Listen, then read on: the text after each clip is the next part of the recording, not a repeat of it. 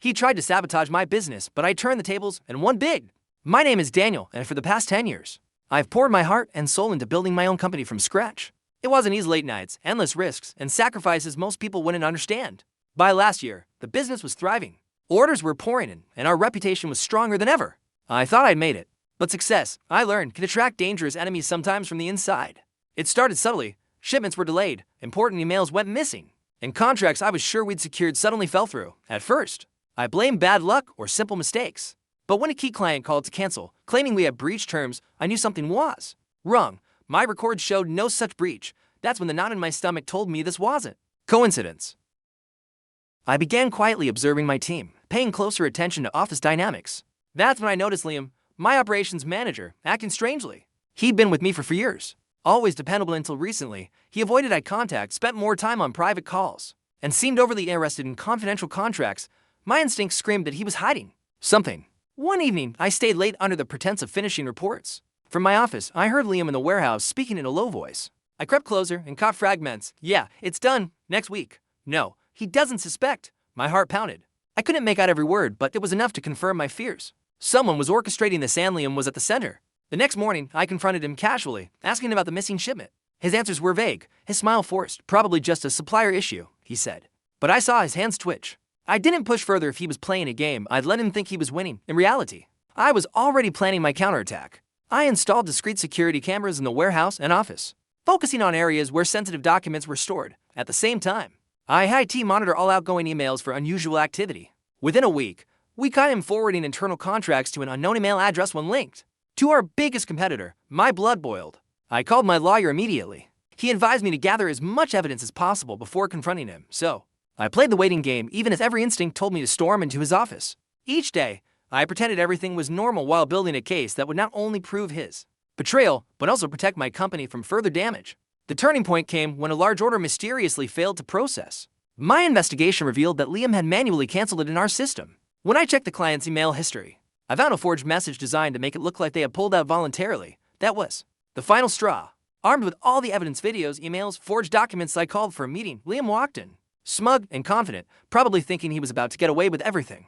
I laid the folder on the table, opened it, and began reading out every detail of his sabotage. His face drained of color. He tried to interrupt, but I kept going. Finally, I slid the most damning evidence across the table, footage of him handing a box of product samples to a representative from our competitor in a parking lot. Explain this, I said. Silence filled the room. I'd caught him red-handed. What he didn't know was that this confrontation was only the beginning of his downfall. Liam's lips trembled as he searched for an excuse. It's not what it looks like, he stammered. I leaned forward, keeping my voice calm but cold. Then tell me exactly what it is, because from here, it looks like you've been feeding my competitor our clients, our contracts, and even our products. His gaze shifted to the floor. He knew the game was over, but I wasn't done. I wanted the full truth, and I intended to drag it out of him piece by piece. He finally muttered, "They offered me a better position, more money." I just took the opportunity. My chest tightened, not from shock, but from the sheer audacity. An opportunity to destroy the company that kept you fed for years, I asked.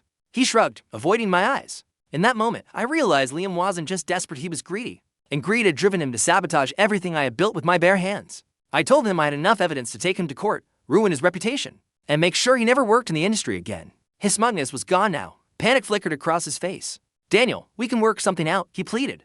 I stood my ground. "This isn't negotiable. You chose this path." The room was silent except for the hum of the overhead light, and I let that silence press down on him like a weight. By the end of the meeting, I had Liam sign a written confession in the presence of my lawyer. He admitted to leaking confidential data, forging client emails, and intentionally causing financial losses. The moment the pen left the paper, I felt a strange mix of relief and rage. Relief that I had caught him, rage that someone I trusted had betrayed me so completely. I knew I had to act fast before any more damage could be done. The next step was confronting the competitor who had orchestrated this behind the scenes. Using the information from Liam's confession, my lawyer drafted a cease and desist letter backed by threats of a lawsuit. We had proof of industrial espionage, and they knew it. Within days, I received a call from their legal team, desperate to resolve matters privately. I wasn't about to let them walk away without consequences. Negotiations were tense. They tried to downplay Liam's involvement, claiming he acted alone. But when I played them the recordings, conversations, where their own manager discussed payment in exchange, for my client list they went silent. The truth was undeniable. Their tone shifted instantly. From defensive to conciliatory, they wanted to make a deal. And I was in control for the first time in weeks. I demanded financial compensation for lost contracts, reimbursement for damages, and a public statement clearing my company's name. They resisted at first, but the mountain of evidence I had left them with no choice. In the end, they agreed to pay a settlement that not only covered my losses, but also gave me enough capital to expand. Ironically, Liam's betrayal had just funded my company's next big leap forward. As for Liam, I made sure the industry knew exactly what he'd done. Every potential employer was informed of his actions. His career in our field was effectively over. It wasn't revenge, it was justice. He had gambled with my life's work, and he'd lost. I didn't enjoy destroying someone's career, but I refused to let him quietly move on and betray someone else the way he had betrayed me. In the months that followed, my business not only recovered but thrived. The ordeal had strengthened my resolve and sharpened my instincts. I implemented new security measures, built a tighter, more loyal team, and even secured several major contracts from clients who respected how I had handled the crisis. What could have been the end of my company became the foundation for its strongest chapter yet. Looking back, I realized that betrayal often comes from the people you least expect. But the key is how you respond. I refused to crumble. I turned Liam's sabotage into a story of resilience, a reminder that no amount of deceit can destroy you if you stand firm, gather your facts, and fight back strategically. And for anyone plotting against me in the future, let this serve as a warning. I always see the game before it ends. The scandal spread quickly in industry circles. Whispers of Liam's betrayal reached other competitors, but instead of viewing me as vulnerable, they began to treat my company with a new level of respect. I had proven I wouldn't hesitate to defend my work fiercely. Every handshake and networking events carried a silent acknowledgement. I was not someone to cross. That shift in reputation was worth more than any settlement check. Meanwhile, Liam tried to reach out. His calls came late at night, his messages filled with half apologies and excuses. I made a mistake, he wrote. I was under pressure. I didn't respond. Not because I didn't have anything to say, but because I had already said it all in the conference room the day he confessed. Some bridges, once burned, should never be rebuilt, especially when the other person set them on fire. I poured my energy into growth. The settlement money allowed me to open a second office, hire fresh talent, and upgrade our technology. I handpicked every new hire, ensuring they shared my values of loyalty and integrity. In staff meetings, I spoke openly about what had happened, not to dwell on the betrayal, but to remind everyone that trust is the foundation of our success. And that foundation would never be compromised again. Months later, I heard through a mutual acquaintance that Liam was struggling, no job offers, mounting debt, and a fractured personal life. I felt a flicker of sympathy, quickly extinguished by the memory of what he had tried to do. His pain wasn't my victory, it was simply the natural consequence of his choices. Sometimes life delivers the punishment you don't have to. The competitor who hired Liam tried to quietly rebrand, distancing themselves from the scandal. But their reputation had taken a hit they couldn't fully recover from. Clients were wary, and I even ended up winning contracts that once belonged to them. It was poetic justice watching the very people who plotted my downfall slowly lose ground, one client at a time, without me having to lift a finger. With success came invitations, speaking engagements, interviews, panels on business ethics. I told my story in boardrooms and conferences, each time focusing on the lessons learned. Document everything, trust your instincts, and never assume loyalty is guaranteed. The audience would always grow silent when I described how betrayal had nearly destroyed me and how I turned it into fuel for my greatest achievements. Privately, I learned to guard my trust more carefully. I still value close working relationships, but I no longer ignored small warning signs. If someone's loyalty seemed shaky, I addressed it immediately. That vigilance became part of my leadership style, not paranoia, but an awareness born from experience. And it made my team stronger, because they knew I wouldn't let bad actors linger in the shadows. One evening, while locking up the office, I found an envelope slipped under the door. Inside was a handwritten letter from Liam. It was longer than anything he'd sent before, pages of apologies, explanations, and regrets. He claimed he'd been manipulated, promised things that never came true.